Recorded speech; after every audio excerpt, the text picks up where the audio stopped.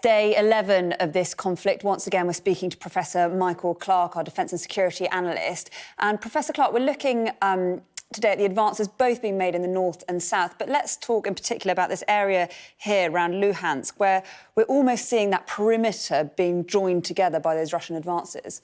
Yeah, Luhansk was the area where the Russians expected fairly easily to push out north. They thought they really controlled that area. Well, they didn't. But now they're beginning to push out and joining up with troops that have screened Kharkiv.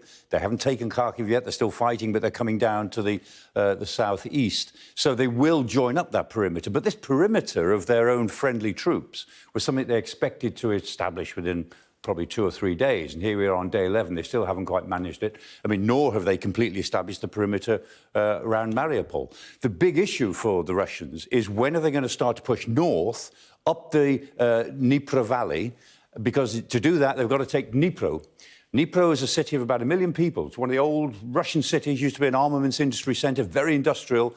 The regional leader of that area has said, I will make Dnipro into a new Stalingrad. And that was the worst, longest siege of the Second World War. If he means it, that would be a real tough nut for the Russians to crack, as and when they begin to move up that valley, which at some point they will have to do.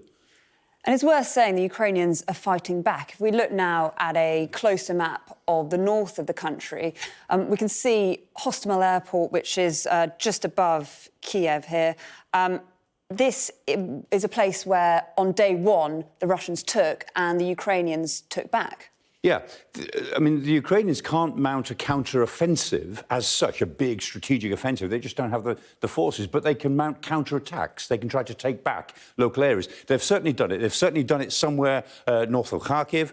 They lost Hostomel airfield on the first couple of days, but they took it back. And that was not just any old troops. I mean, the Russians were putting their best airborne forces into that, and still the Ukrainians took it back. They've held it since. It looks as if there's fierce fighting going on there now. So the Russians are trying to take Hostomel airfield, and that will be pretty important to the future of Kyiv. We've been looking at this map for a few days. It does look like they're making advances round Kyiv, like they're starting to surround it, almost. Yes, and a lot of the reports today are of some fierce fighting on the edges around the perimeters of Kyiv, to the west, increasingly to the south. And, of course, these troops that are moving in from Chernihiv and Sumy, they've gone round those cities. They haven't taken them, but they're moving towards Kyiv. The problem that the Russians have is that if you're invading a country that doesn't want you there, every time you capture somewhere, you've got to leave troops behind to protect it. So the troops at the front of the push get thinner and thinner. So the push gets harder the further away you are from your base. And at some point,